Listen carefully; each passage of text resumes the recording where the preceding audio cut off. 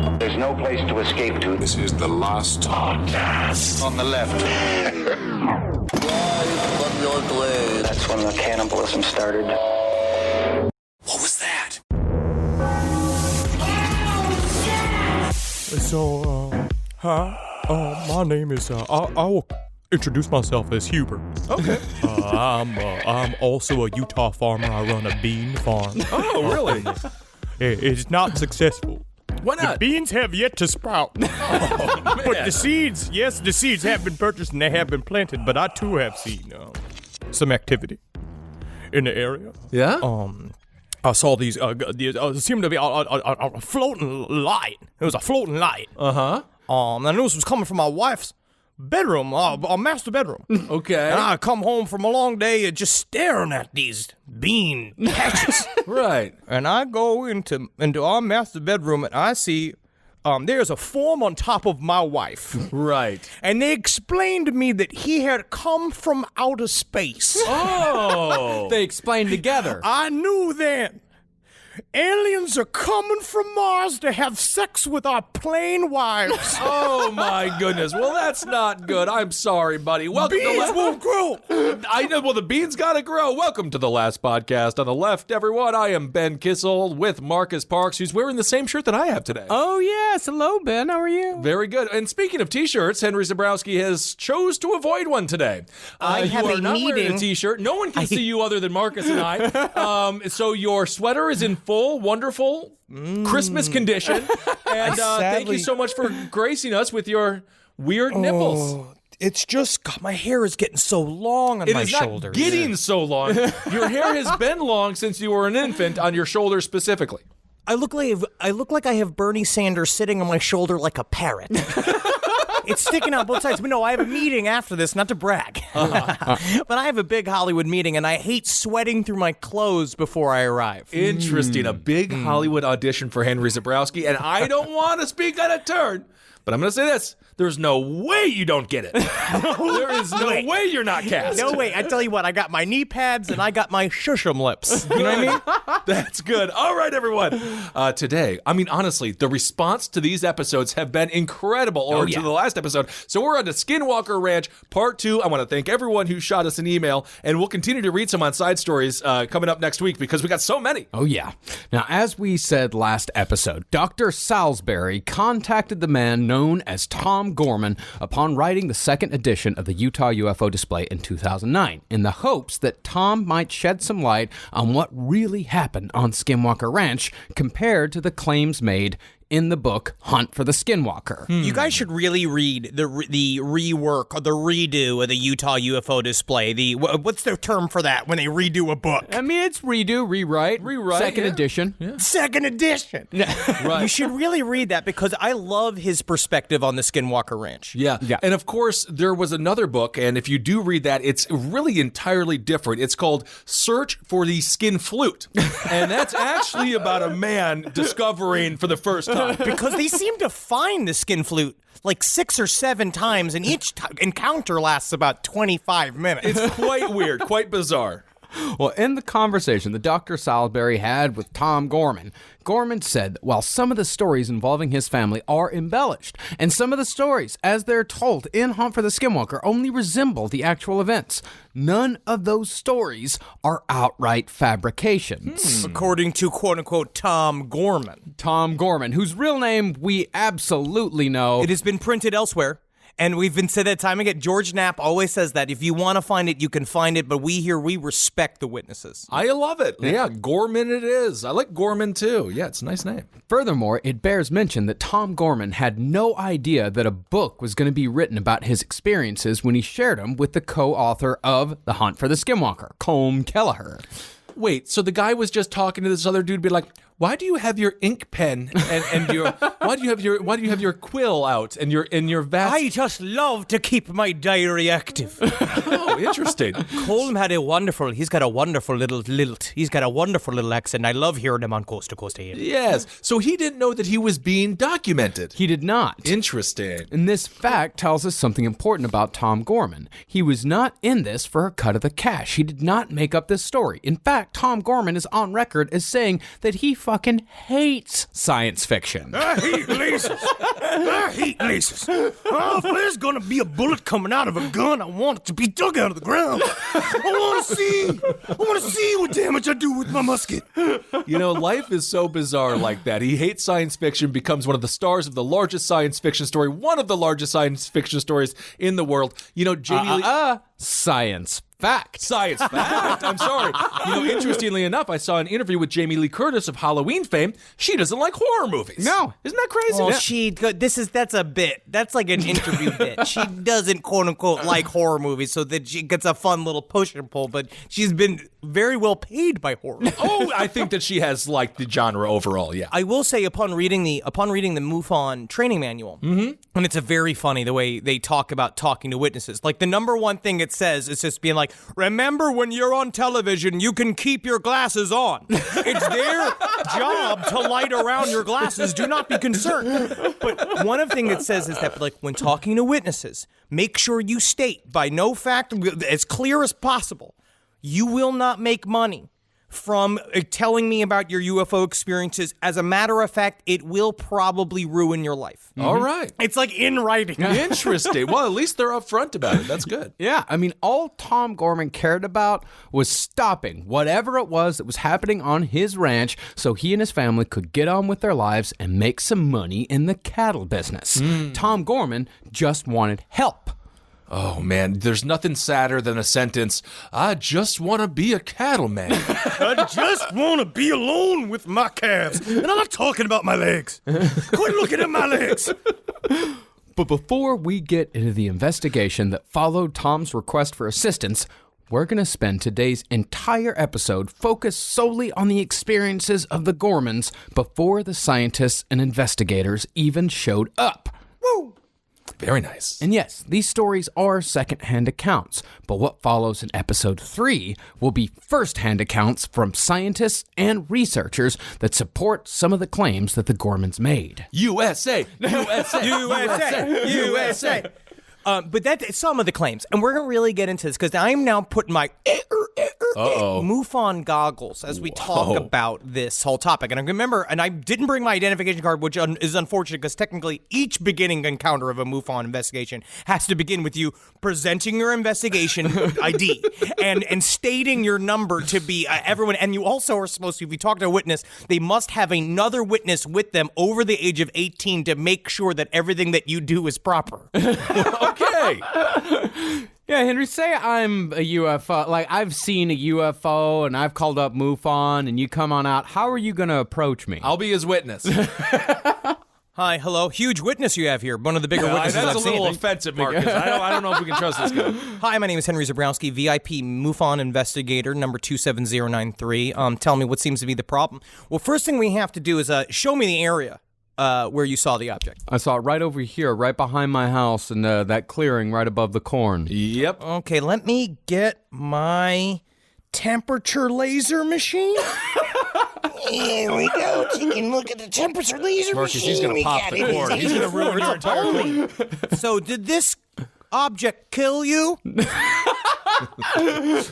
No, it was only a sighting. Only a sighting. I'm going to have to come back in 72 hours. All right. And that is true. And that is That's true. legit. Unless the object, the sighting must be handled immediately if the person is dead. That is in the manual. But if it's just a sighting, it's 72 hours. All right. Very cool. Now, it is understandable if some of these stories that we tell today sound completely outlandish, even impossible. But as one story builds upon another and one witness turns into several, a picture will begin to emerge. Think of it this way.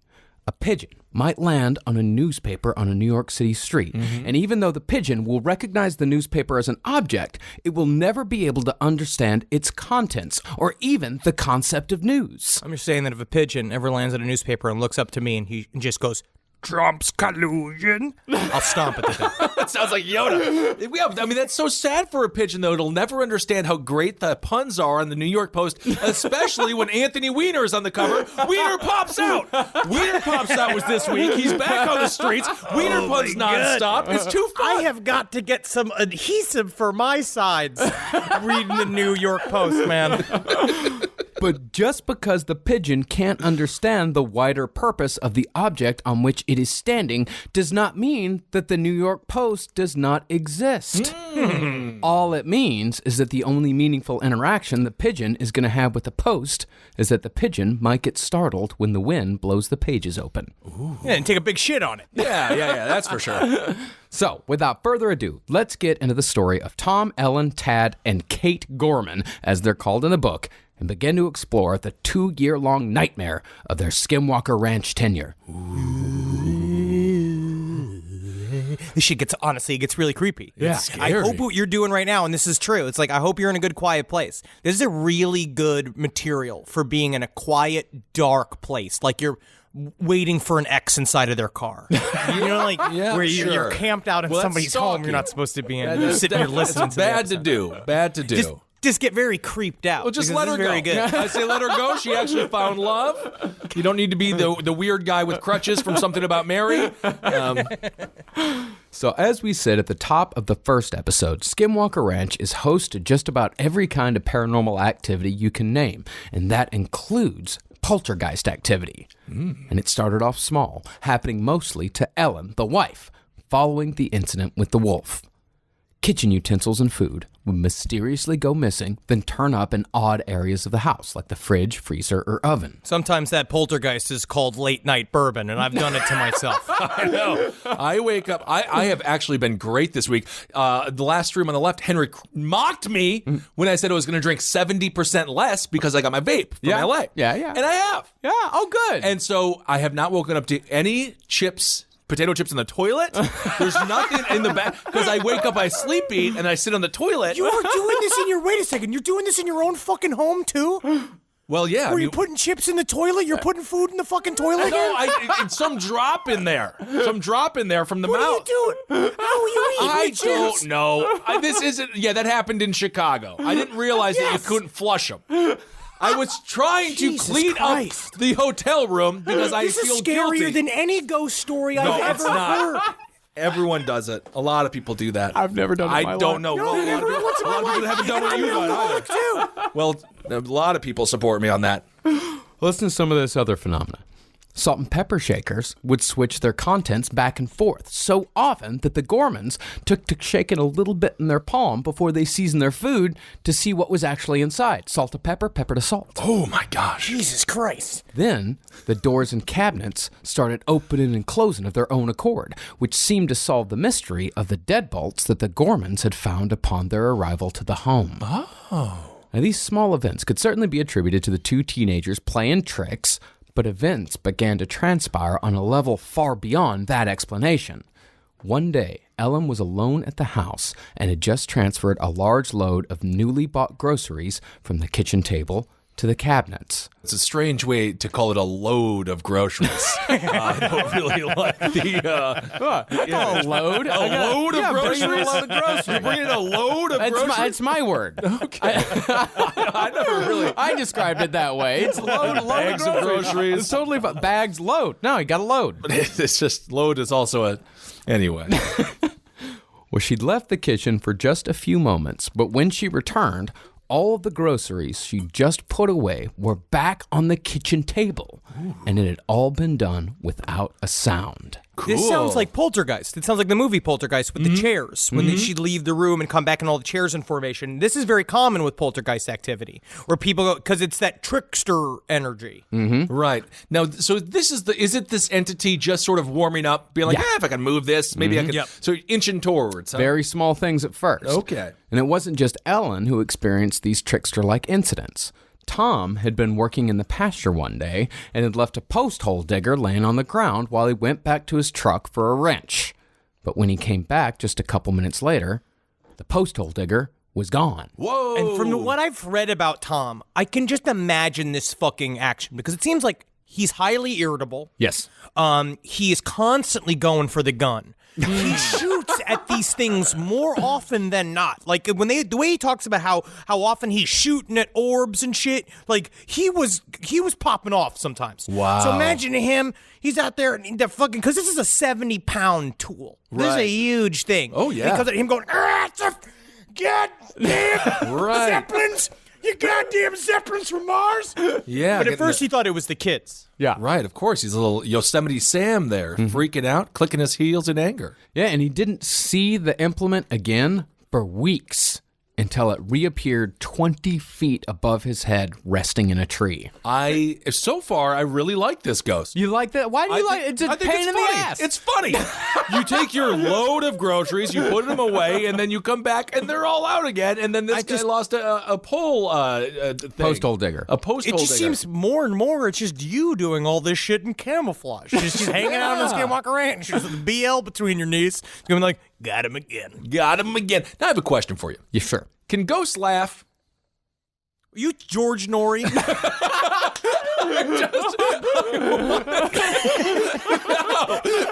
I'm asking because this seems comical. Well, other tools went missing as well. Water hoses would disappear, then be found in strange places, always coiled into a neat circle 3 or 4 feet in diameter. Shovels would disappear. Irrigation pipes would be open and closed with no tire tracks or footprints to tell who done it. And having personally done this type of work alone in a wide expanse of land with not a soul around for miles, I can only imagine how both terrifying and absolutely aggravating this entire experience must have been. Just this guy with just fucking chunks out of his hat from him biting it. Like him just like, God, son of a bitch. How many times he's grabbing a hammer and just flinging it into the fucking forest. But I can't stand this damn shit. See, that's funny. That's funny. Or maybe it's just because Henry's doing it, but you think he was more aggravated or more scared? I think more aggravated. Yeah. But perhaps the most infuriating and at the same time disturbing poltergeist activity of this sort happened to Tom's son, Tad. Tad isn't his real name. Tad is just what they called him in Hunt for the Skinwalker for some reason. Thank God. Well, one day, Tad and his friends were tasked with moving about 200 metal poles used to build corrals from the front yard to another location. But when Tom showed back up that afternoon to make sure the job had been done, he found that the poles were right where they were when he left that morning. Ooh. He found his son, asked him why the job hadn't been done, but the boys swore they'd spent all morning moving the pipes. You might say, boys just hadn't done the job and were blaming their laziness on the poltergeist. You could easily say that. Yeah, could be. But while the poles were in the same area, they were not quite in their original spot because you could see the original depressions in the ground where the poles had been in the first place. And again, having done work exactly like this in the past, there's no way in hell that a bunch of ranch-working teenagers would have moved 200 poles weighing between 25 and 100 pounds each from one spot to another, then back again, just as a goof on Dad. Yeah, because you just didn't have to do the whole fucking thing again. Yeah, and you're probably not going to get paid for the second time that you did it. Oh, you think poltergeist or not? Do you think he paid the kids? I bet he paid him for the first time. Bet he didn't pay him for the second. Absolutely not. Yeah, exactly. And the poltergeist is just another lost job. Okay, so it's interesting stuff here. He's lifting heavy equipment and heavy. Yeah, I mean, this is gigantic things that are being moved here. There was something terribly strange going on at the ranch, and it was only about to get weirder with the arrival of what's known in South America as a chupa, not to be confused with a chupacabra. Okay. They're also sometimes called the chupa chupa, which literally means sucker. Really? And it was a wave of Brazilian UFO sightings that happened in 1977, and it was documented by Jacques Vallée in a book called Confrontations about these things they called chupa chupas, which were these essentially look like RVs made out of porcelain that would float over these areas and zap people with like flashlights. Essentially, they would go out and people would be so entranced by the light coming out of these things, they would like get out of their car. They'd see one example was a woman saw it come up. It's floating in front of the road. She got out of her car, was so entranced by it, and the light hit her from like a big spotlight, and it gave her a sunburn. Oh. And basically, it turned out she was suffering from radiation poisoning. Her fucking hair fell out and all sick. So basically, it's this weird strain of UFOs that are also able to hurt you. Interesting. I learned this on a flight recently. It's not really funny or anything, but I thought it was fascinating. I was talking to a flight attendant waiting for this really old man to get out of the bathroom, so we had a long time to talk. Apparently, stewardesses and stewards have a higher chance of cancer because they get more radiation because they're closer to the sun. Wow. Did not know that, but she told me that. Yeah, it's a little tidbit. Horrible. I mean, totally nothing to do with the story, but I did have a Thank tidbit you. of information. Thank you for and I derailing had to it. share it. Thank you for the contribution. Thank you. So the arrival of this craft was preceded by Tom's city boy nephew, Dave. Dave had been sent down to the ranch for a toughen-up visit, but instead had spent the... That is the worst visit. Can you imagine this? You are supposed to be in tap camp, right? It's like his job. It's like, yeah, I was supposed to go to Salt Lake for tap camp, but instead they're sending me to the Sherman Ranch to just sort of like, they said they want me to see what dirt is. And then you show up at Skinwalker Ranch. Oh my God. It's not a normal ranch. It is the most haunted, fucked up place in the world. Jesus. Yeah, toughen them up by scaring the hell out of them. Oh, yeah. I mean, that happens all the time. Like, I don't know how many times I've heard, like, an old rancher say, like, you send them down, you get them work for me for about 2 weeks, and we'll see if that boy's still going to be bad. So that's just when they molest you or something. You're like, this did not do anything for me. It's just him going, oh, about these poles. They are just so heavy. What if instead we get the town together and do a fundraiser musical? That's perfect. Maybe do Babes in Arms. Great little play. Well, instead of getting toughened up, Dave spent the entire time at Skinwalker Ranch exhausted and terrified.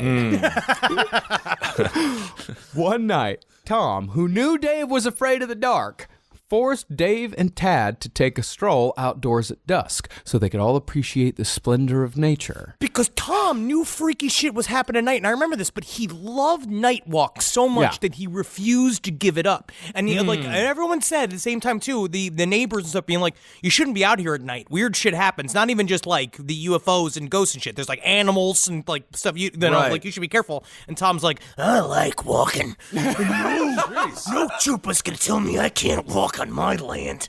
Okay. But just as night was falling, Tom spotted the lights of what looked like an RV in the distance.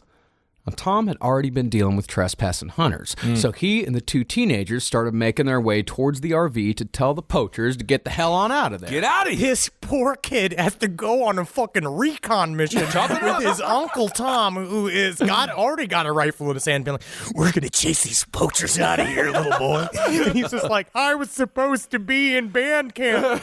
Oh my God. Well, poaching's a real serious problem. Get out of here. It's a huge problem. Get the hell on out of here. Absolutely.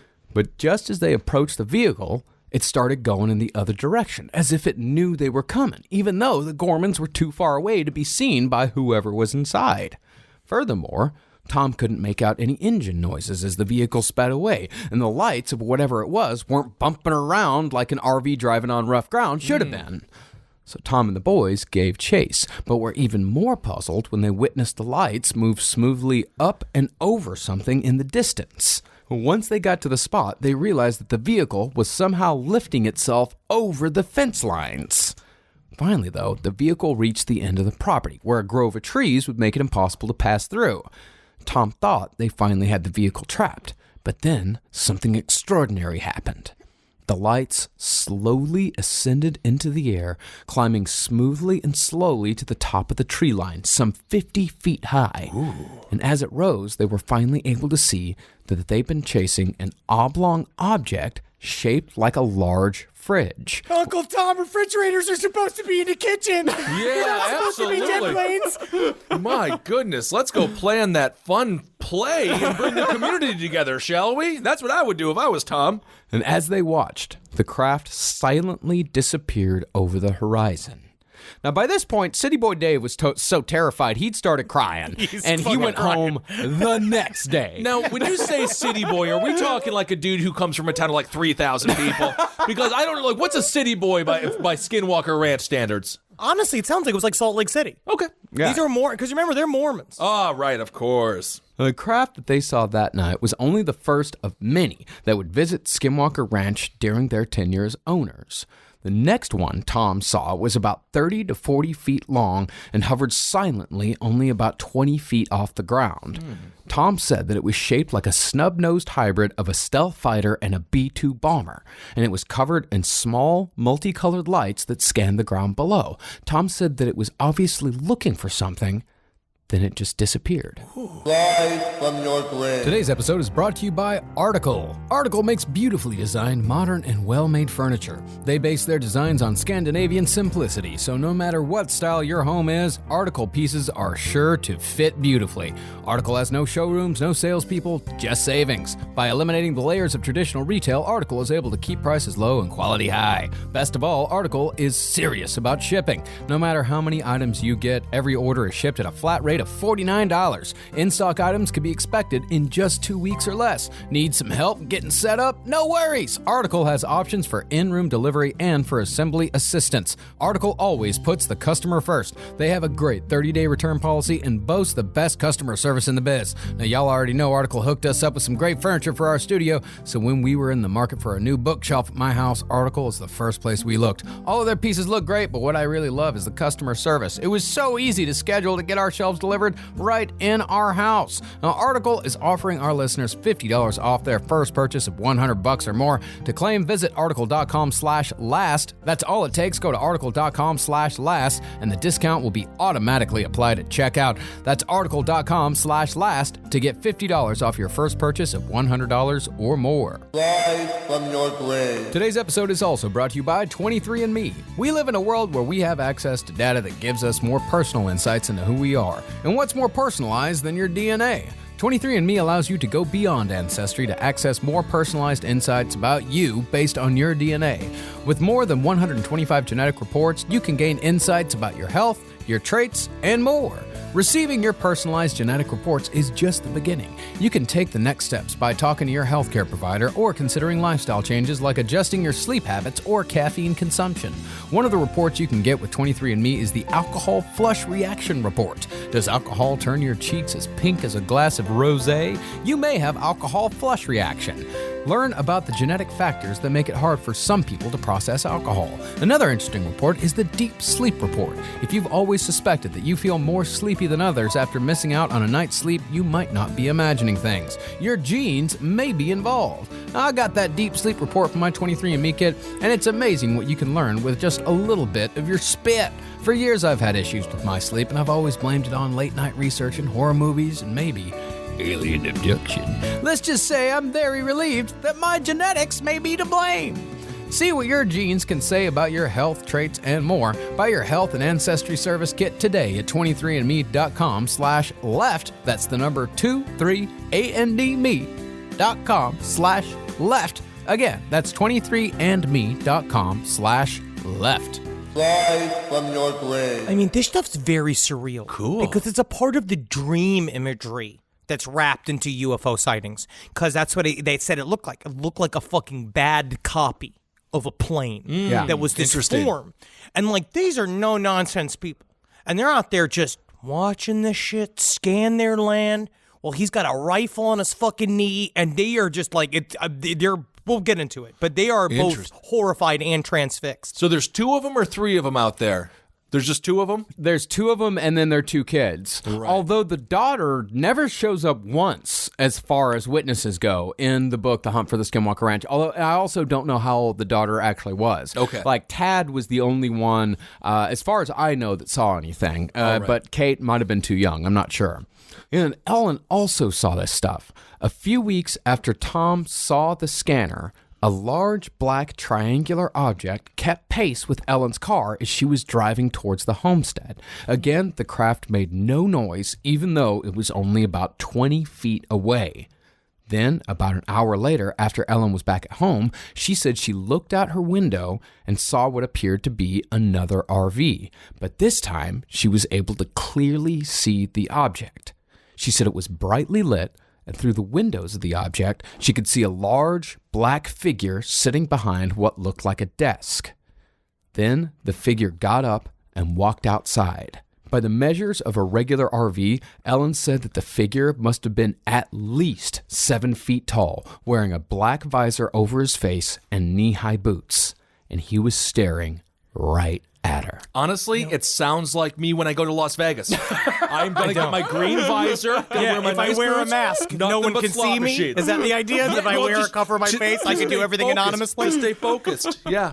A part of what's hinted at, but not fully fleshed out in Skinwalker Ranch, is that also Skinwalker Ranch has a fucking vibe. Yeah, right? right. Like it has especially for people that seem to be keyed into whatever the fuck it is that's happening over there.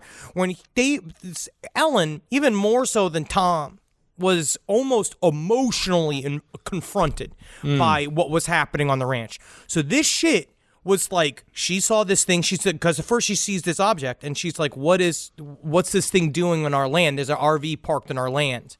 Right, and then she looks in, and she could see in the door of it that this figure stand up, walk out, and look at her, and she's like, "I am about to be a victim of something. Right. This thing is fucking staring at me. It's clocking me. I don't know what the fuck it is." So immediately, because Tom was out of town, of course. Did they talk about this like as a couple? Were they just like laying in bed and be like, "So yeah, let's talk about what we have the grocery shopping for tomorrow, the aliens we're seeing." Well, what it started at, the poltergeist activity, they didn't tell each other about it at first. No, they didn't, because Ellen thought she was losing her mind. She wasn't telling anyone about it because she had the incident with all the groceries. She said that she knew that she had put up all those groceries. She's like, it wasn't any sort of like mental lapse, but she thought, well, maybe I'm losing my mind. I don't know. So she wasn't telling Tom about any of this shit. It wasn't until the post hole digger went missing that Tom came and said, like, you're not going to believe what just happened. And she said, this shit's been happening to me too. Well, because since the brought wolf them together a little bit. Because remember what they said, right? The first thing that happened was that wolf shit. Yeah. And whether like a lot of the details were more obviously far more grandiose in Hunt for the Skinwalker, but if just the bare facts would seem to be true, is that this giant fucking creature showed up, docile enough to pet. They petted it, and then it attacked their animals, and then disappeared they shot it a couple of times, and then it just fucking disappeared. So they were all like, Tom was very much like, I'm not cotton into any of this alien Skinwalker mojo bimbo bullshit because he's trying to make money off his cattle. So they were pushing this conversation for a long time. Well, the night that the RV incident happened, as Henry said, like, Ellen was at home totally alone. Tom was out of town. The kids were at a friend's house. So Ellen called up Tom and told him, get home immediately. There's someone on our land. So Tom drove all night and arrived back at home the next morning. The object was long gone by the time Tom got there, but when they went out to the spot where it had been, they found gigantic footprints about 18 inches long, smooth with a rounded heel, unlike anything they'd ever seen. That's so no matter what, this dude did drive all night long to get there. Yeah. So people are like, it's not real. Well, it's real enough. It's real enough for him to come home, yeah. Wow. But you see, right, there's no tracks of the object. Yeah. It's a very interesting, if you are already with us and you already are kind of believe in phenomenon, believe in these types of these witness accounts, right? It's like this concept of that it leaves just the tiniest little trace of like, yep, it was real. Good luck explaining it to anybody. Like, you didn't get, there's no tire tracks, there's no anything else, so everything else is horseshit. We wanted you to just know just enough that, we're here and we're watching your wife. Oh my goodness, please don't do that. I don't even watch my wife. After you've been married for as long as we have, we just laugh about stuff like that. Some would say, oh, you're not being very nice. And then I say, is this going to be the monologue you do to the mannequins alone in your one-bedroom apartment when you're 75 years old? Oh, I don't even look at my wife. And then they'll be like, yeah, it'll be like the movie Maniac, but I don't kill anyone. It's actually worse. I just tell horrible jokes. Now, you might say it's crazy that the Gormans were seeing all of this when the couple that preceded them, the Myers, had, according to their brother Garth, never seen anything. But there is eyewitness testimony that says the craft was seen at the next ranch over, at the very least. A Mr. Gonzalez, who owned said ranch, said that he'd seen a sombrero UFO flying over his home, your classic dome on a disc. I love it. While the Myers owned Skinwalker Ranch. Can we call it a sombrero or UFO from now on? It's so much more fun and festive. Yeah, that's the technical term. Is that the technical term? Oh, Well, I love it. It's weird. It's Mexican hat. Yes. They always say Mexican hat for some reason instead of sombrero. Yeah, that is true. That is true. They do but always it say is Mexican sombrero, hat. yeah. I'd say sombrero UFO is a lot more fun. Oh, yeah. Oh, yeah, absolutely, because it makes me feel like, they came to this world offering a fiesta. That sounds fun. Fun, yeah. Just Bud Light Lime shooting out of the side of it. You remember Kissel? You remember your No, I favorite don't. drink? I had never actually had it before. And by the way, we know Brooke was the one drinking it, and you put my face on her, which is disgusting. And then you're like, no, Think I know what's about going that. on. Yeah, well, the lies Yeah, continue to haunt me for a long time now. It's interesting. Also, within the MUFON manual, it says to never use actual UFO jargon at witnesses. Never say flap. Never say like any of this, any sort of cylindrical. Like, don't talk about the way things appear or any kind of stuff because it distances yourself from the main public. I see. What is the flap? What is the flap? A flap is when a lot of UFO sightings happen all at once. Covered this last That's week. called a flap. Okay. Yeah, it's called a flap. A lot of people say flap. Oh, interesting. Okay. Well, on another occasion, Mr. Gonzalez and his family saw a silvery disc fly directly into Skinwalker Ridge. But not only was there no crash, but there was no sound at all. It was as if the craft had just been absorbed into the rock. And again, this was while the Myers were there. This was before the Gormans got there. Oh. Now, some people in the area posit that over the years, the Myers did indeed experience all of the phenomena, or at least some of the phenomena, that the Gormans endured. But the Myers may have learned to just live with it. Hence the deadbolts. Yeah, that's a good way to do it. I think I would just live with it. Well, it's even possible that the Myers had made a sort of peace with the phenomena, or even learned to enjoy it. For example, on one occasion, Tom and Ellen were faced with a silver-colored disc about 30 feet in diameter hovering over Skinwalker Ridge. But that time, instead of fear, they said that they both felt an unnatural elation. Oh, cool. In fact, Gorman told Dr. Salisbury that when the phenomena wasn't terrifying, it was deeply moving on a spiritual level. No, some of this shit sounds like it literally makes you trip balls. Yeah, it sounds They're like out it. in a field, because imagine seeing something like that. I mean, like, you're a cattle man, right? You don't cotton to none of this bullshit. You don't read the fancy dancy city saucer man books. Right. You're just out in a field seeing this disc, and they talk about all the time. So they has a communication, and you're sitting Right. and watching this stuff, just like fingering your rifle, being like, I wish I could destroy it if it wasn't so goddamn beautiful. And another one. I mean, it's like Marcus with load of groceries. Now we have fingering the rifle. Can we just come on?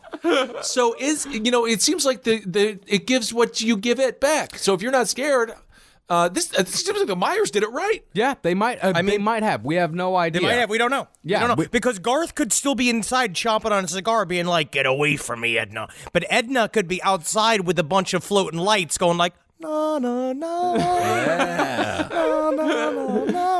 And that's what I was Just her telling being like, Henry, is that like it would "They're make a fantastic movie of the Myers moving to the ranch and then making friends with the aliens or whatever it is out there. Cocoon. I Yeah, think cocoon. Yeah, like like batteries Cocoon not or- included. Yeah, that's right. And I freaking hate that. I already bought the doll, and now I have to go buy Oh, batteries. now you're Literally, complaining about the concept of batteries. Batteries should always be included. None of this is even real anymore, Kissel. That is a complaint from 20 years ago. Yeah, when my mom bought me a hovercraft that I could only use in the washing room.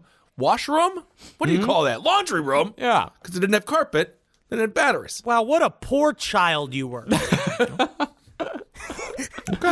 Well, the thing is about the Myers is that it is possible that they formed an actual positive relationship with whatever it is that's out there, but they decided to just not tell anyone for fear it sounded like lunatics. Because you got to remember, the Myers moved to this land in 1933. Oh. By the time the big UFO flap came to Utah in the late 60s, the Myers had been living on this land for over 30 years. If there was indeed something there, and the Myers were privy to it, they'd most likely made peace with it decades before. And what's more, they probably didn't even have the language or the cultural knowledge to describe what they were seeing. I mean, hell, Tom Gorman barely had the knowledge to describe what he was seeing. Right. No, he grew a vocabulary. Yeah. Because he kept seeing as much of this shit, and he's just like, Yeah, there's the orange orbs and there's the blue orbs, and then you got the sombrero hats, and you got what apparently are, we're going to get into portals to another dimension. Like, he had to figure this shit out piece by piece. And that took a lot of brain power from a man, it seems to be, most of his time is spent organizing his ranch and making cattle fuck. Well, that is a strange part of the job. Oh, when you're a They do cattle the rancher, artificial insemination. yeah, when you're a cattle rancher, I mean, most of your day is spent looking for cattle and fixing fence. Looking for cattle and fixing fence. That's Right. it. That's most of the job is just those two things over and over again. Let's go out. Let's go check the cattle. Let's go look for the cow. Where's Right. the cow? I don't know. Get on a horse. Let's go find the cow. Oh, look, there's some fence that's fucked up. Oh, now we got to go fence Right. this fence. Right. Now we got to fix this fence all fucking day long. Well, that begs the question, why'd you leave? I mean, that just seems like a dream come true. Looking for cattle. I found the cattle right here. It's inside this noose. Let's take this. No, it's but this is where what we have we have an advantage over any other UFO podcast that could possibly cover this story is that you actually know cattle people, Marcus. Yeah, that's big. Yeah, I love this. Yeah, that's what I did before again. Yeah, exactly. No, we do have somewhat of an edge, I guess, but it's just mostly the edge of knowing how fucking tedious this job actually is. But you weren't like the Bobby Bonilla, the cattle world either, right? He's not getting $1 million bucks a year, that's for sure. Oh, no, I was not the Bobby Bonilla. No, I came to New York City for a reason. Yep. Well, they didn't want you there, but that's okay. Not to harp on it too much. Red Dead Redemption. There's a whole friggin' hour where all you do is do the fences. Have you gotten to that part yet? No, of course You're not. gonna hate it. Why would I want to do that? Why would I want to fix fence for a it's fucking... literally, I don't know. It doesn't matter. The worst part of the job. Because a good hard's work gets a good day's pay. That's right. That's right. Well, for an example of the weird shit that Tom Gorman saw, the weirdest shit, take the orange structures. This shit, man. Now, strangely enough, the most common phenomenon that the Gorman family witnessed was also the most spectacular. Over the 2 years they spent on the ranch, both Tom and his family saw a gigantic orange mass floating in the sky dozens of times. Now, does this not sound like when we talked about last episode with the giant haystacks on fire that they saw in the sky, which is essentially, you go and see, so for a while they just thought these were floating orbs. They thought these were just lights. Yeah. And they said that the object changed shapes. Sometimes it appeared to be flattened and elongated. Other times it looked like a large orange setting sun, looked almost perfectly round. But in the middle of it was what Tom described as, quote, another sky. Oh, I thought you were going to say nipple. But if you look think about this shit, all right, like allow the Solaris soundtrack to enter your mind. You're just sitting in a field, again, looking for fields, and you look up and you just see this boiling thing in the sky. It looks like boiling water. And it slowly spreads open. It spreads up, gapes. It gapes. Oh, thank you.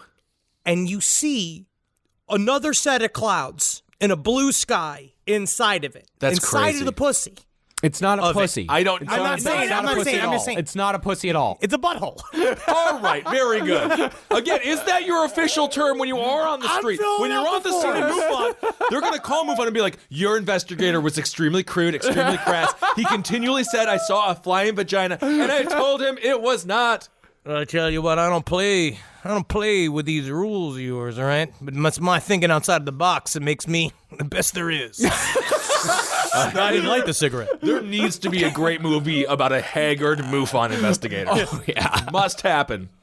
Well, Tom said that he could use binoculars to peer into the center of this object at night, and sometimes he could see a distinctly blue sky hanging there, as if there was a window into another world where it was daytime instead of night. So it was evening when he saw all of it. That's evening. crazy. Yeah, it was evening, and he could look in the center and see a blue sky with clouds on the other side. He also tried staring at the object using the night vision scope on his rifle, and once he said he didn't see a window, but rather a kind of multi-layered portal that seemed to have depth. And inside the seemingly impossible structure, he saw a triangular black object growing in size, as if it was flying towards him. Ooh. Finally, the object passed through and disappeared into the night. Creepy. Yeah, dude.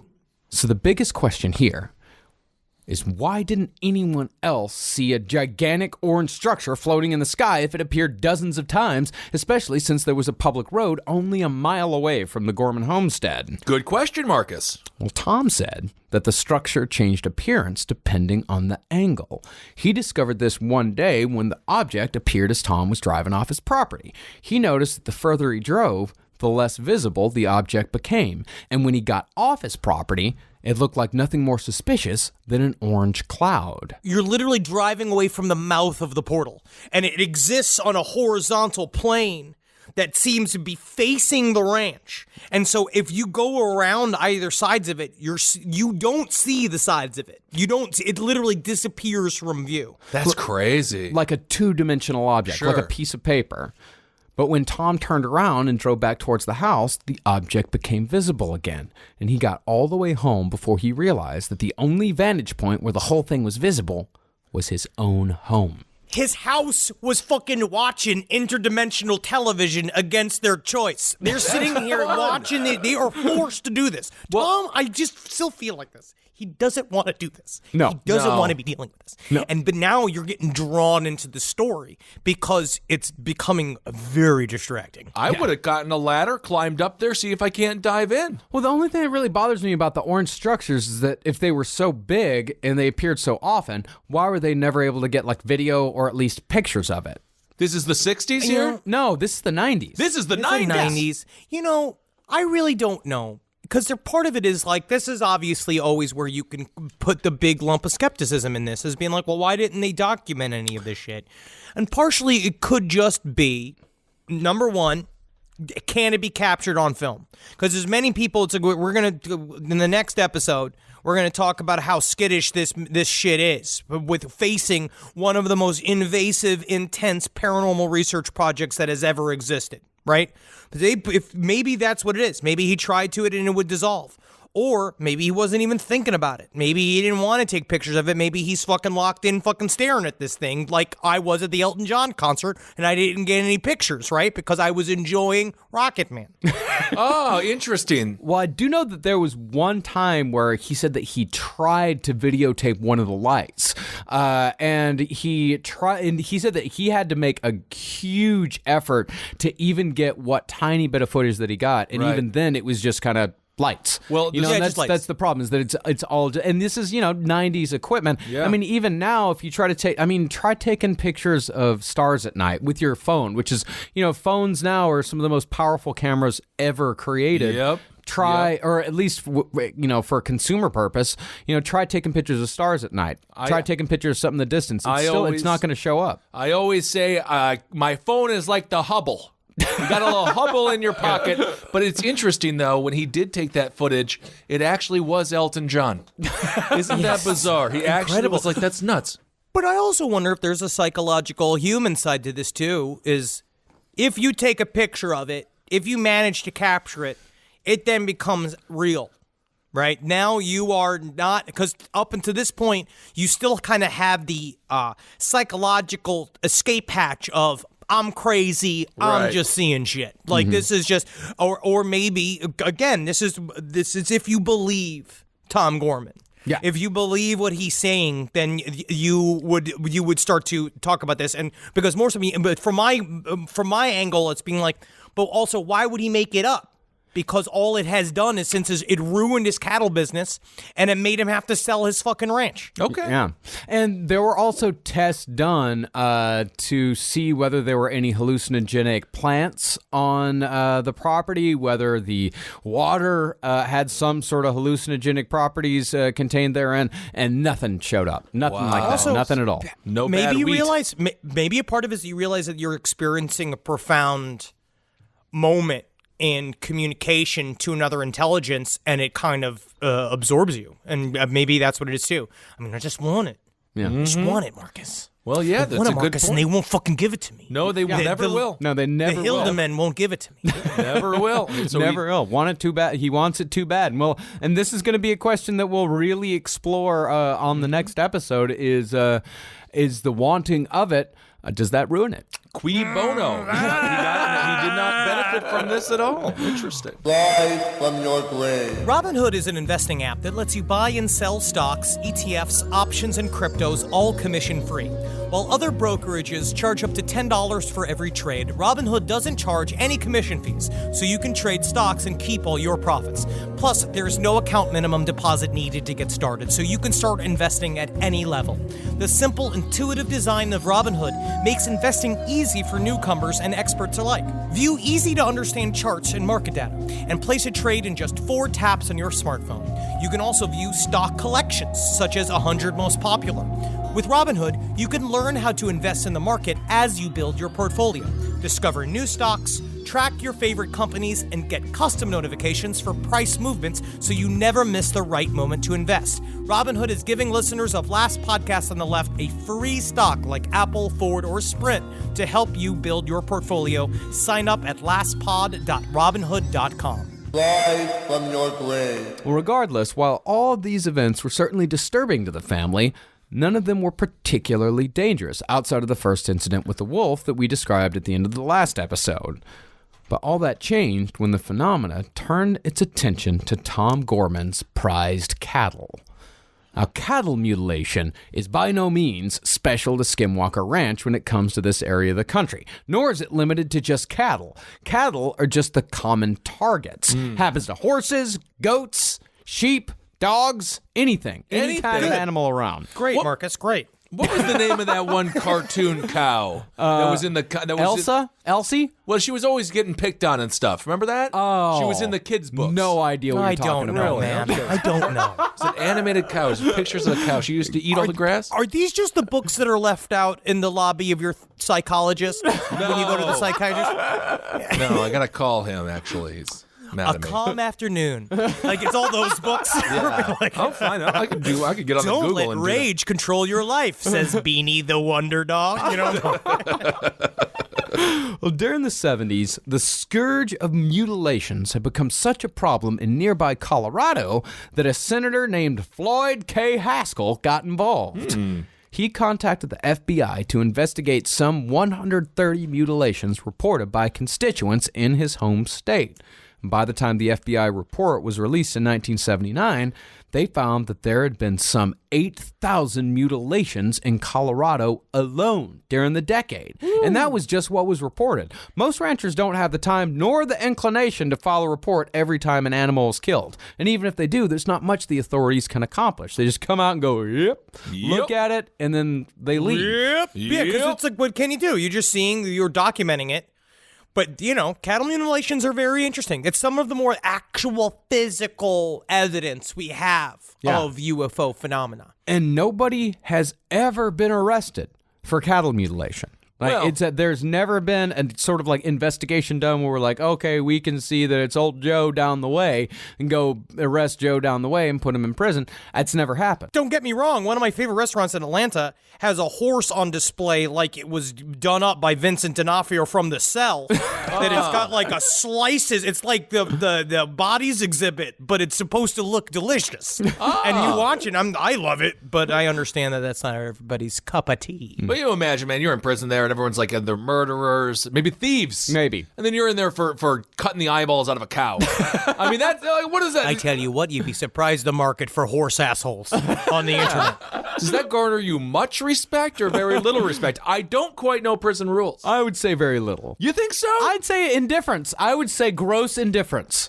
That's good. That's respect. Showing up, being like, yeah, I filled a duffel bag full of incised horse assholes. And be like, great. Yeah, I murdered my family, so let's talk later. Yeah, okay. Well, some of the people who did report their mutilations, some of those people made headlines, as was the case with Snippy the horse. Unfortunate name. No, Snippy the horse. Well, Snippy, whose real name was Lady, they just erroneously reported it as Snippy in the original press reports. I don't know how they got Snippy and Lady confused, but yeah, they said it was Snippy. Horse's real name was Lady. They just made it up. They just made it up. That's false information coming from the news media. Well, Lady was found dead in 1967, skinned and defleshed from the neck up. There was no blood at the scene, and there was a strong medicinal smell in the air, and it looked to the owners as if the cuts had been done deliberately. Fuck yeah, dude. What was the name of the band that had the goat's head that you saw? Oh, Watain? Yeah, maybe it was those guys. Could be. Fucking doing that for a Metal horse band. mask. Yeah, doing all this stuff. Possible. But without even traveling to the scene, local sheriff Ben Phillips waved it all off by saying, animal probably just got struck by lightning. Can lightning do that? Again, whatever it was had completely removed the skin and flesh from just the head and the neck. I never heard of that. I never heard lightning doing that before. Yep. Yeah, turning a horse into Ghost Rider? Oh. Well, the sheriff said this because there were no tracks whatsoever found anywhere around Snippy the horse. The only evidence they found that anything had been there was several small holes punched in the ground within a 100-foot radius. And they also found 2 flattened bushes. Otherwise, nothing. I can tell you where you can find one flattened bush. Inside of my pants. Really? Well, now, how long have we been doing the show, Marcus? How long? 10 years? It's been going on 9 years. 9. Now look at that. And then Henry just said, because you said flattened bushes. And then Henry said, I know where you can find a flattened bush. Inside of my pants. And then we get paid. We have a Patreon. Thank you so much for giving to our Patreon. Yeah, man. I'm a professional comedian. I have an audition for Ballers today. Wow, Ballers. Yeah. Wow. With The Rock. Yeah. I mean, he won't be there. And I'm certain he won't be there on set as well. But, Yeah. I mean, it's a 3-episode arc. Who knows? Make sure you lead in with flattened bushes, huh? And like, no, we never said anything. Oh, well, you can find a flattened bush. It's in my pants. And then just see how it works. Well, this total lack of evidence is actually very common among mutilations, because the events are usually marked by a complete lack of struggle on the part of the animal, and the area is completely bereft of tracks, human or otherwise. It's like they just up and died. Furthermore, according to cattle mutilation investigator Dr. George E. Onnett, scavengers completely avoid the carcasses of mutilated animals for days following their seemingly instantaneous death. And the Uinta Basin, where Skinwalker Ranch is located, has been home to dozens of these incidents, most of them happening in the 70s. There were so many that Carl Whiteside, who had headed the Colorado inquiry, tried folding it into his mutilation investigation. Now, Whiteside wasn't too popular around the basin, as many ranchers remembered Carl as unbelievably rude and obnoxious. Get out of here. Well, you know what it is, too, is you forget how personally people hold these cattle. And so they come in here as this kind of, they're trying to squash this case, but then people are looking at, it's like their kids are getting fucking cored. I would not say that. All right. I don't know. I don't fucking know. I'm from New York City. Yeah, cattlemen do not have emotional attachments to their cows in any way whatsoever. I feel like you discover, your father, every once in a while goes out there. Oh, yeah. Looks at Gives a the little cows. kiss. He's got his favorite one. He gives him a little kiss. Being like, you're better than my son. Oh, he would never say that to Marcus now, only when Marcus was younger. Before I became successful. Yes. By the way, I do have a mental update. I was able to get on the Google. Dare I say I used Bing. I'm protesting Google. Ferdinand.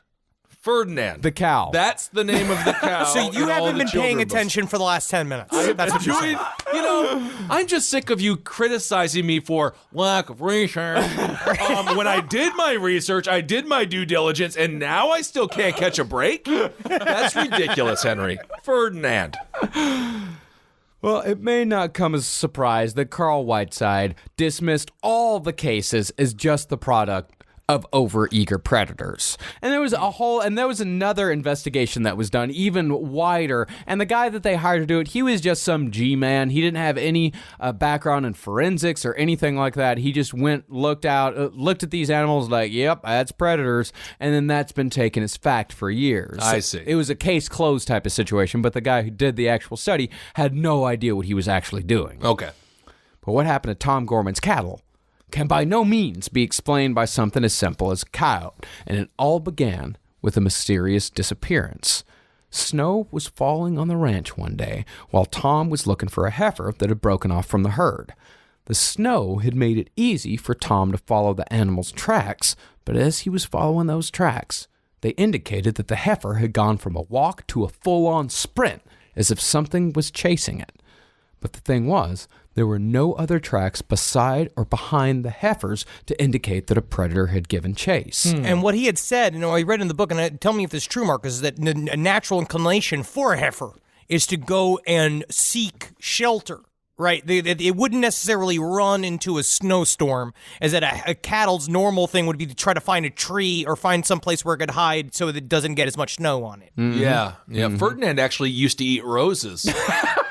Which is not real. Wasn't a real animal. Well, but it's all if you fake. think about I'm it, sorry, I though. had to bust this for you. That's fine. Don't be a skeptic. Cows can also be extremely erratic creatures that do shit for no reason whatsoever. No. I know. Yeah, that is also true. But yeah, naturally Okay. they will try to go. They will try to go somewhere. But yeah, cows do. They can act erratically pretty fast All and right. can hurt you quite badly. I do not mess with them. Oh yeah, my dad broke his nose a couple weeks ago. A couple of weeks ago. Yeah, shattered the fucking Can thing. you get Wow, him off the I ranch? can't believe- How much money do you have to make to just be like, Dad, stop going near the cows? He's a cattleman forever. And I think you're just born one of these people because, Marcus, you can't be out in the cattle ranch getting your face busted in by these cattle. You got a sensitive brain. You got to keep your brain active. I lasted about 3 months until I was like, I got enough of a tan. I gotta go to New York. My father will not even get lobster in the shell.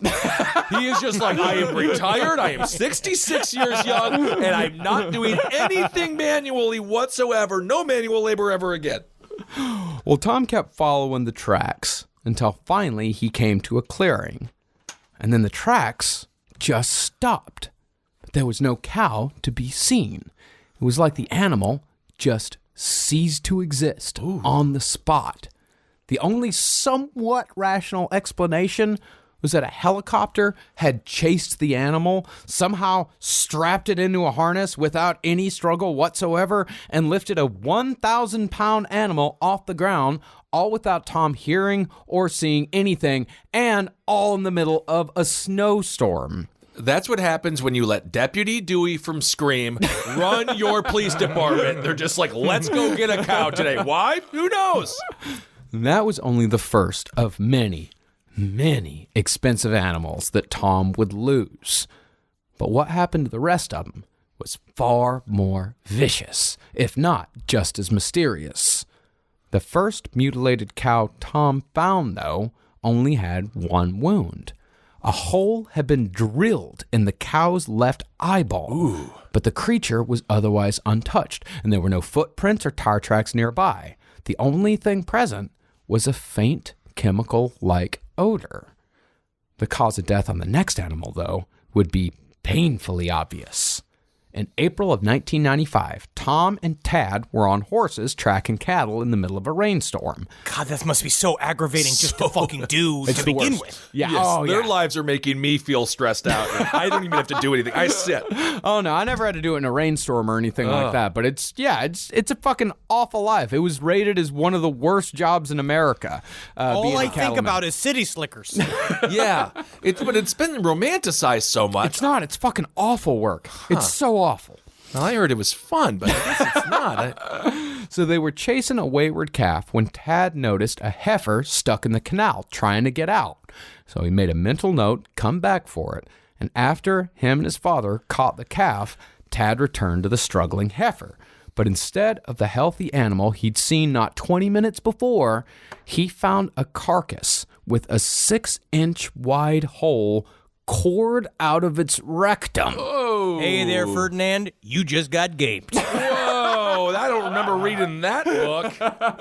What was even more disturbing was that even though it was raining, there should have been blood running down the stream. You would think a lot of blood. 20 minutes, you know? Like, Yeah. even if it happened the second that Tad left, there still should have been some blood.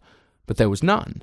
Nor was there any blood around what proved to be an almost surgical wound. It was like a circular saw attached to a sucking device had removed the cow's anus in one big chunk. Damn. What are the aliens looking for? No, man, because you get all those anuses, you get a nice, like, get some carrots and some onions, you get them going a little bit, get them kind of tender going on in there, and you get some, you get some chicken broth, and you throw those anuses in there, you got some really nice poo-poo soup. I guess so. Poo-poo soup indeed. Maybe the aliens are trying to make hot dogs of their own or something. Now, it is true that a scavenger will go for the butt first when it's eating an animal. All scavengers do it. They go straight for the butthole. Really? Hey, call me a hyena then. We don't need to hear that. And it's true that blood coagulates in the body after the death, which means there won't be as much of a bloody mess when a scavenger digs in. But Tad had only been gone 20 minutes, nowhere near long enough for the blood to coagulate, and for a scavenger to find and completely munch out the anus in a perfect 6-inch circle. Just cut to a random coyote. Just no one knows this how good I am. coyote fucking architect. Just disgusting. Yeah, thank God I brought my compass. Finally, I can get a perfect circle cut out of this. The other coyotes are going to be so impressed. So difficult to do without a tool. It's disgusting. And this incident is consistent with other cattle mutilations in which the rectum has been removed. Although no autopsy was done on Gorman's cow, autopsies have been done on others, such as the case of Mr. Manuel Gomez of Dulce, New Mexico. Ooh. In that case, not only was the rectum missing, but the sexual organs were gone as well. Uh-oh. Furthermore, It's like he's hitting that rectum so hard. Yeah. Furthermore, they found that when they opened up the animal, the liver and heart were white and mushy with the texture and consistency of peanut butter. Do we know where Louis Anderson was during this time? Now, although it was just the rectum that was removed in the second mutilation of the Gorman's cattle, the third saw both the rectum and the reproductive organs. Can you stop? How many times do we have to say rectum here? A lot. It's cattle mutilations. Everything revolves around rectums. All Yeah, right. dude. I'll tell you where you find a flattened bush. I know where to find it. Well, the third saw both the rectum and reproductive organs completely scooped from the animal's body. The night before it happened, Tom had seen bright yellow lights flying silently around the area where his cattle were being kept. He rode out the next morning to check on them and found the aforementioned mutilated cow. But this one had other wounds just beside the scoop. One of the ears had been surgically removed, and right next to the shoulder was a pool of brownish liquid settling on the animal's hide, about 2 inches in diameter. The substance seemed to be quickly evaporating, so Tom just dabbed his finger into the small pool and said it felt cold. This is goddamn A1 sauce. Oh. You're supposed to cook him before you put him and slather him in beautiful A1 sauce. Oh, yeah. Can you marinate? Goddamn you alien zeppelins. I do wonder if you started marinating cows when they're alive. Not if you just put it on the hide. It's not going to. you You wouldn't do can't. anything, huh? Yeah. It's either Kobe beef or Wagyu beef where you massage the animal with sake. Yeah. I guess that seeps in, but Huh? yeah, you don't just marry it. Okay. And then Tom smelled the substance, and he said that it had a chemical smell that he didn't recognize. Now, he tried getting a sample of the stuff, but after going back to the house to get a container and come back, the substance was gone. And when Tom checked the wound in the rectum, he found that it was again 6 inches wide, but this one also extended 18 inches into the body cavity. Honestly, man, I'm having every guy in town drop trow, and I need to make sure that this is a UFO and not just some random perv. All right, I find this very interesting because he said at night, this is how he knew it was going to happen. He started expecting cattle mutilations because literally what would be described as zeppelins with spotlights hanging out of the bottom of them, he would see at night. Like, he would sit there and go like, ah, damn it, watching these crafts go over his cattle and just shoot light down. By that point, they just knew we don't go outside at night anymore. Right. So we're not going to deal with this shit until the morning. Yeah, cancel the night walks, for sure. Now, although the Gormans had been seeing some pretty weird shit, the phenomena had been happening mostly around them rather than happening to them. That all changed in the fall of '96. As Tom and Ellen were sitting on their porch one evening trying to enjoy themselves, Can you imagine? they Can you noticed... fucking imagine? Like, literally just like Tom just like picking out his jeans and Ellen being like, so what do you have for lunch today? I mean, like, I had soup. I had soup. Yeah, so that's good. Oh, cows are starting to scream again. Yeah. Act like I can't hear it, Ellen. Act like I don't see it. Nothing sadder than a couple trying to enjoy themselves. Yeah, and they noticed that the cattle and horses were getting restless. Tom looked in their direction and soon saw what was making them upset. A single blue orb was flying in the tree line next to the pens.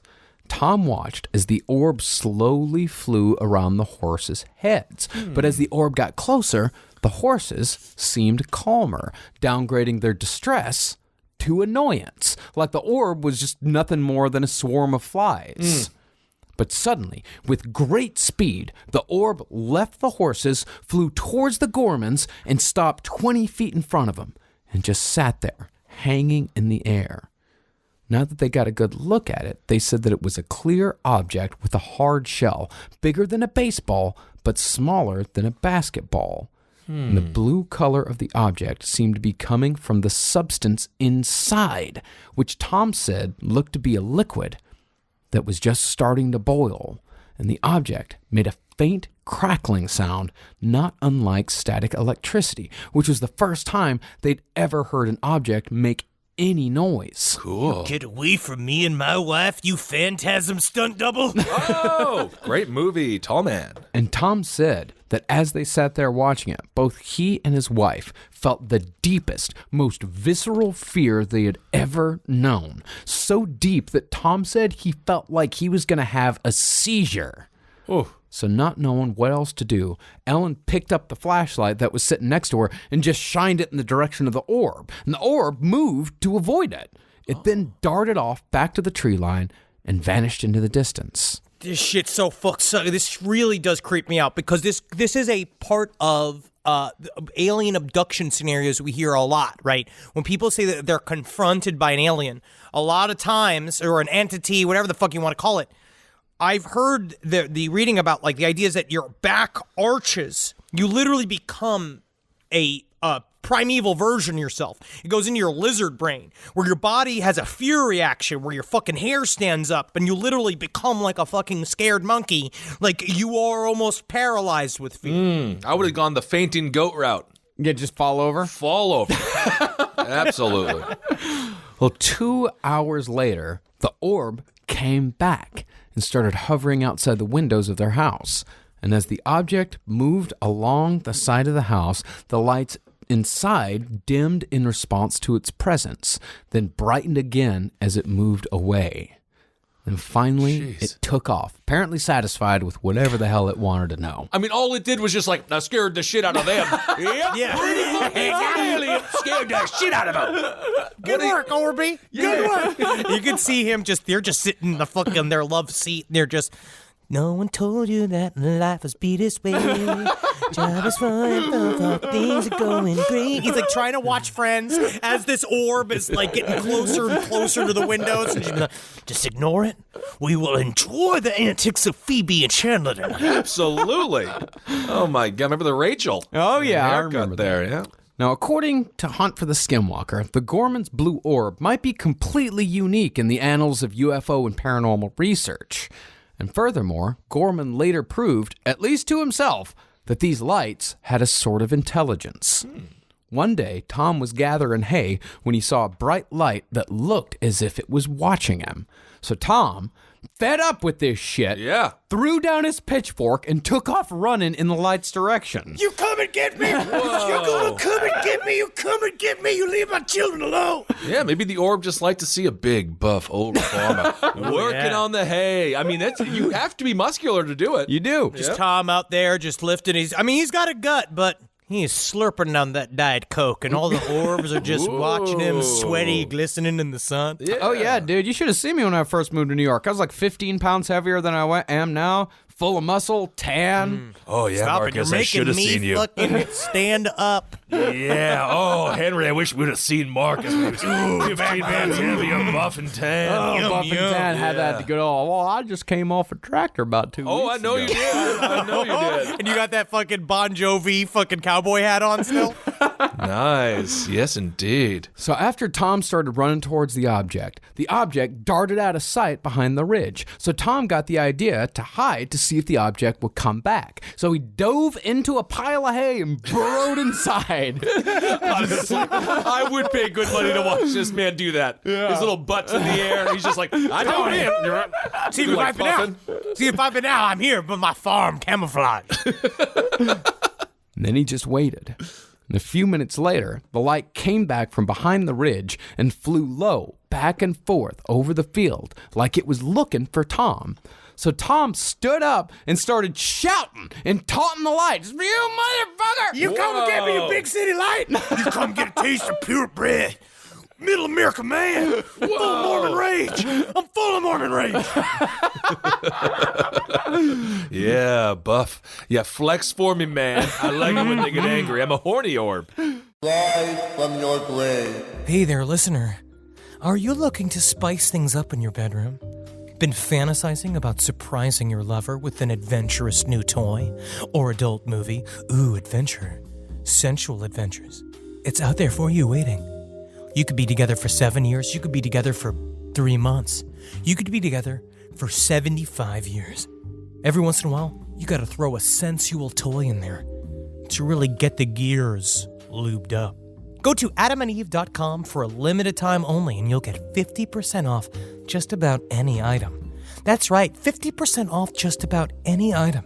Maybe one of these products will tickle your fancy and spark your imagination. How about the Colt Snug Tugger? Yeah. What is that going to do to you? I don't know. I'm sure it'll make you horny. Or the All-American Whopper. Or take a tropical vacation with the Jelly Caribbean vibe. Down by the beach. How about trying out the Guillotine Clover Clamp Nipple Stretcher? Wow. You're going to probably want to prep for that one. I think that's an intermediate device. You're going to need a beginner one, like Fantasy for Her Vibrating Nipple Suck Hers.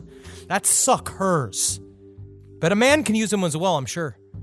Peekaboo Lips Stroker and the Naughty Nibbler, which is what my Little League Baseball coach called me, which was really interesting. But that's not all, oh no. But when you select your one item at 50% off, you'll also receive 3 free adult DVDs for a little inspiration, plus a free extra gift so sensual we can't mention it on the show. And to top it all off, they'll even throw in free shipping on your entire order. And no, they're not kidding. So check out adamandeve.com today for this special offer. Get 50% off one item when you type LEFT for the offer code upon checkout. When you do, you'll get 3 free DVDs, a free extra gift, and free shipping. Just use code LEFT at adamandeve.com. That's LEFT LEFT at adamandeve.com. Rise from your grave. In response, the object just blinked on and off a few times and then flew away. Now, this whole incident is important for a couple of reasons. One, it suggested that whatever these lights were had an intelligence behind them. Either the lights themselves were in control or someone was controlling them from afar. The other thing it suggested was that this phenomenon was not omnipotent, because it didn't know that Tom was hidden in the hay. Oh. Like it's the fucking Three Stooges. Yeah, so it's like the hay seems to be walking with feet and it has hands and a head. That's a strange haystack. Tick, tick, tick, tick, tick. Tick, tick, tick, tick, tick, tick, tick, like the Looney Tunes. But it's interesting because I wonder, because it said like there's something going on here. For a while, Tom did think it was the government. Yeah. Like, he blamed the government. When he was first seeing the snub-nosed fake planes in the sky, he thought it would look like technology that we didn't know about yet. But it was finally when he started seeing the orbs that it was like, oh, maybe something more fucked up is happening. And the other thing is that Tom thought, after this incident, he was like, well, it's not omnipotent. Maybe it was just fucking with him. Yeah, he can use some trickery here. Yeah, it could be that the orb wanted him to think, oh, let him think we're not omnipotent, so we're going to pretend like we're looking for him. Yeah, he's got to dress up like a lady. I don't know why. I just feel like if you really want to do something trickster style, dress up like a lady. Yeah. What I'm going to do is I'm going to put a wig on and one of my wife's best dresses. I'm going to get a bottle of beautiful red. I like a Chianti. Yeah. Especially if you can get some kind of nice red meat going on there, and I'm going to set up a table with an Italian restaurant tablecloth on top of it with a vase and leave an empty chair with an empty dish next to it. and see if it joins me for dinner. Absolutely. I bet you Roger Stone is going to start doing that. I'm Rosetta Stone, because he can't stop talking. Wearing a wig and stuff. Well, Tom said that he had the feeling that this orb was sincerely looking for him. So he came to the conclusion, this thing or these things, whatever they are, not omnipotent. Okay. But about a year after that particular incident, Tom found that there was far more than just lights haunting his land. So by the summer of 1996, even before the story came out in the papers, word was circulating that weird things were happening on Tom's ranch. Tom hoped that nothing would come of it, but his fear that the story would attract weirdos was confirmed when a large, blonde-haired stranger showed up at the entrance gate to his homestead. Ooh.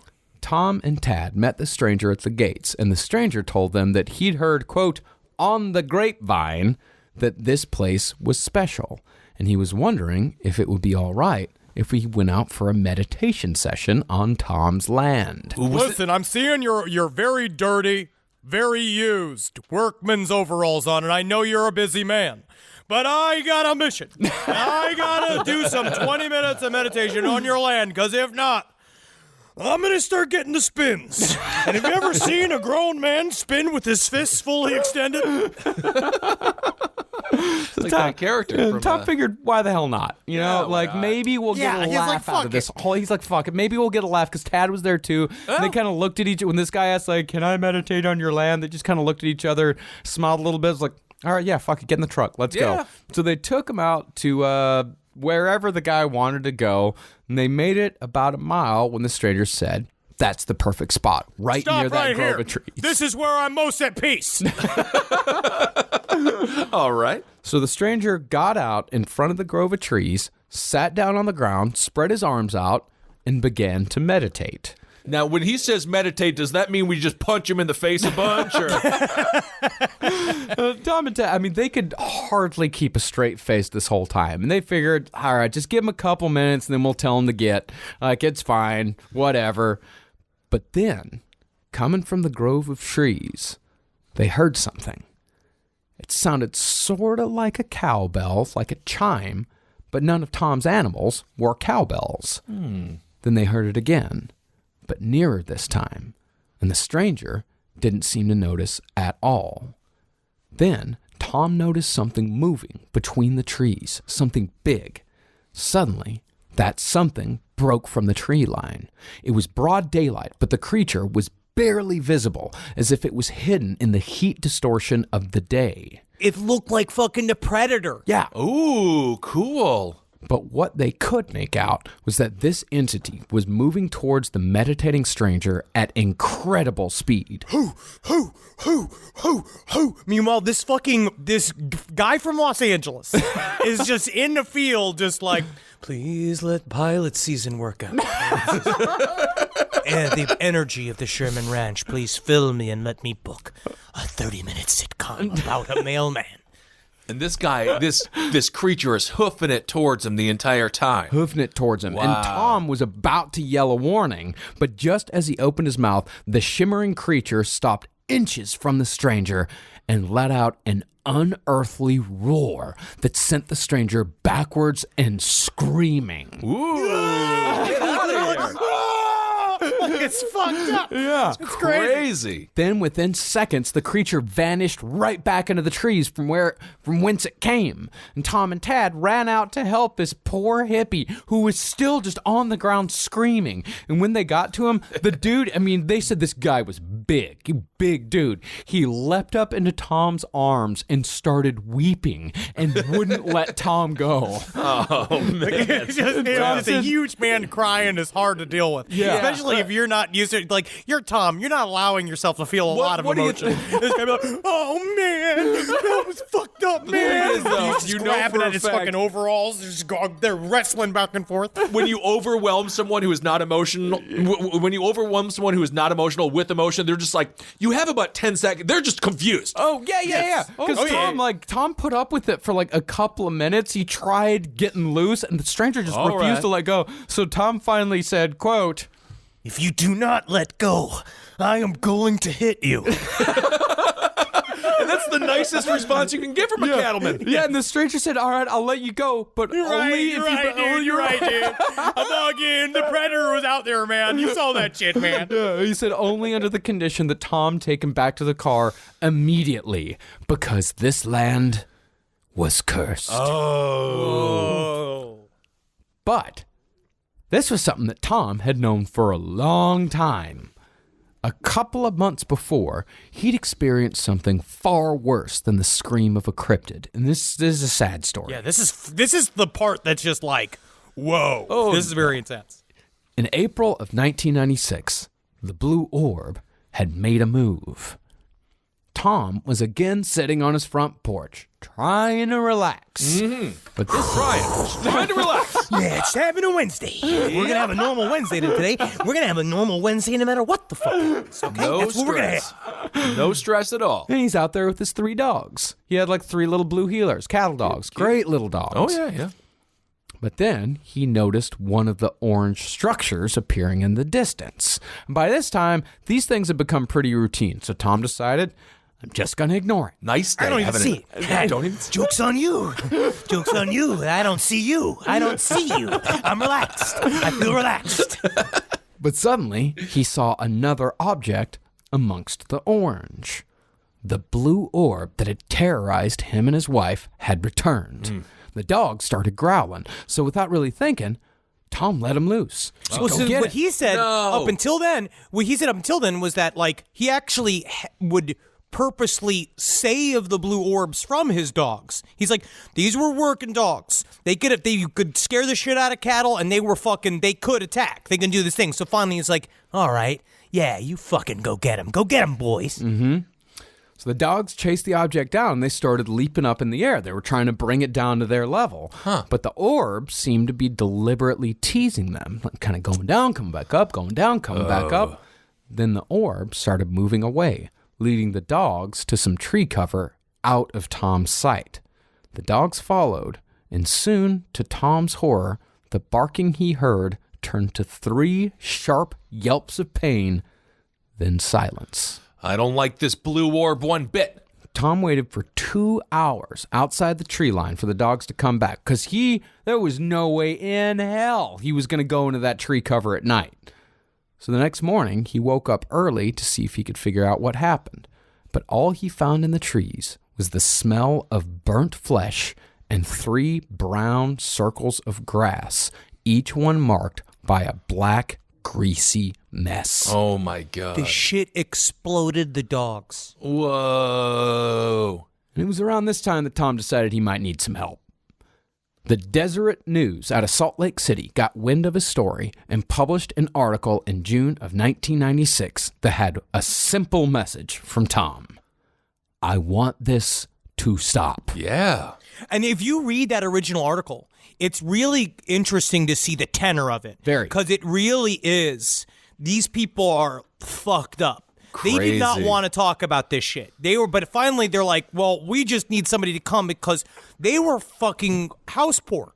They had put all of their money into the ranch, and they were fucked. It's very difficult to move this kind of land. And now it's like, what the hell do we do? We need somebody to come and figure this shit out. It literally exploded my pets. Wow. It exploded my pets. Yeah. And That's not good. And it just so happened that a fantastically wealthy businessman with an interest in the paranormal named Robert Bigelow saw this message and figured that this case was perfect for his new venture.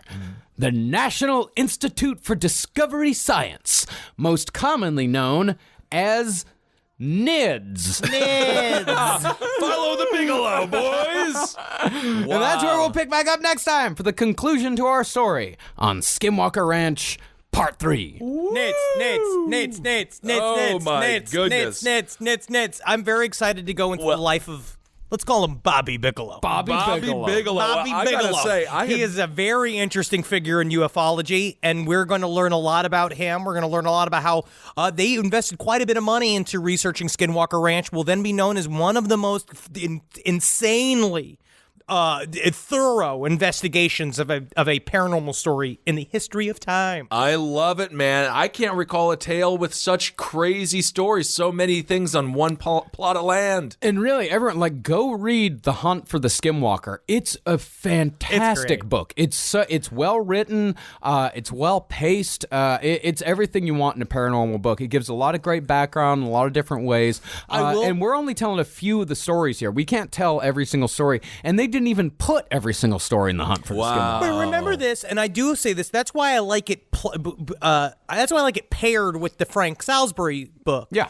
Because you could see the other side too. The Hunt for the Skinwalker, it's obviously there are exaggerations. Yes, there's stuff that's kind of built in, kind of trumped up, but the heart of the story is there. And I just love George Knapp. All right. I just fucking love me some Knapp. I just listen to him. Man, old episodes. If you want to hear some cool stuff and you have a Coast to Coast subscription, listen to the Art Bell with George Knapp and Colm Kelleher when the book first came out, and it's great. All right, well, be sure to tune in next week. Yeah. And same bat time, same bat channel. Remember that? From our childhood. Skinwalker Ranch Part 3. And, George Knapp, it must be said that he has some, not quite so, I guess you would say, good connections to people like Bob. Like, he's connected to Bob Lazar. His job is to put butts in seats. He's selling the story. But I do believe that George Knapp is a very thorough investigator, but he definitely does a lot from memory. Absolutely. Which you're going to... All right, everyone. I want to thank everyone for giving to our Patreon. This week, Henry Zabrowski and Benjamin Kissel, that's me. We interviewed this dude, Robert Murch. He is the chairman of the board of the Talking Board Society. Yeah, cool. So that's a great accoutrement to our Ouija board episodes. He was really complimentary of your research, Marcus, and we asked him to tell us where we were wrong, and he said that he enjoyed all of it. All of great. it. Oh, Yes. thank you very much. So if you give to our Patreon, you'll be able to get that interview. And thank you all so much for giving to our Patreon. Let's see, we have a couple of things. I believe Nashville has sold out. Nashville has sold out. Our show here in BK in Brooklyn, that has sold out, but we got some tickets available. Cincinnati and Cleveland and Pittsburgh, Pennsylvania. That's right. All three of those, they're going real fast, but they're still available. So get on out there and get those tickets, and we can't wait to see you at those places. March 30th in Cincinnati, March 22nd in Cleveland, and March 23rd in Pittsburgh. All of those shows are available for sale at lastpodcastonleft.com. Go get your tickets now. Can't we'll wait to see We'll see you. y'all out there in about a month. For those of you that are interested in seeing just me, which I mean, I've seen all of us, but I'm actually appearing in Atlanta March 1st and 2nd at Dad's Garage Theater doing some fucking improv. Wow. So come see me do some bullshit. Wow. Zip, zap, zopping it. I love it. Yeah, buddy. I'm going to be making it up. I don't know what I'm going to say. Yep. Well, there's no way you're going to make anyone uncomfortable with one of your freelance bits. No way. No way, buddy. No, and thanks for I'm doing that dumb little talking head thing on Travel Channel. That's been really stupid and fun. So thanks for the nice little comments on that. I'm like, don't go in that house. I wouldn't do it. That's a road. I do this. Hey, man, we're thankful. I know you do. We're thankful for this. Yes, I know. We are all collectively working, though, to build the brand in our own different, we're putting many prongs in. After the book's done, I'll have I'll have things to tell You people don't about. want to do anything else. You are. Anyway. Well, thank you for joining us. We're excited. We're going to fucking get more into this. I love being in the world of paranormal, man. It's so much fucking fun. miss it so bad. It really gives life a little bit more color when you're studying all this paranormal stuff. It really is so much fun. Feel bad for the cows. They're always on the losing end here. And the dogs. And the dogs. And the dogs. My. Okay. All right, everyone. Thank you all so much for listening. Instagram, BenKissel1, Dr. Fantasty. Twitter, your Instagram, Henry, is... It's Dr. Fantasty. Oh, I thought that was... You've What's your Twitter? Oh, no, my Twitter's Henry Loves You, That's but right. I barely check it. Yeah, I know. And Marcus Parks is Marcus. I don't do anything. It doesn't matter. Okay, help me on the line. All right, Hail everyone. Satan. Thank you all so much for listening. Hail yourselves. And again. Magustalations? Hail me. Look out for your cows. Always. That's my new saying. Look out for your cows. Look out for your cows. for your cows. Brothers and sisters, today we delight in the story, the only path to happiness that exists in this life. The story must be told. And now, a brief reading from the book of Burning Buildings titled 14 Dogs. I own 14 dogs, and this is how they all died. Strong Anthony got sucked under a street sweeper. Bristled Eyeless bristled to goo. Rawfoot choked on all the coins I made him swallow. Tam and Tampon ascended to heaven, body and all. The rest died from eating expired dog meat, but I wasn't wasting it, no sir. Don't tell me how to raise my dogs. The man sat there in his own filth, waiting to be told anything, but he was alone. It began raining outside, and he heard the location of each hole in his Swiss cheese ceiling. The sunset. He didn't light candles. Despite the soak of the rain, the filth did not subside. Months passed, and organ failure by organ failure, his body did give up. The filth replaced each dead cell from his toes to his eyelids, so he petrified. A filth statue for a forgotten Pompeii. The story must be told is a spiritual experience. And it is your life forever now. A new story is released every Tuesday. Repent and subscribe. This show is made possible by listeners like you. Thanks to our ad sponsors. You can support our shows by supporting them. For more shows like the one you just listened to, go to lastpodcastnetwork.com.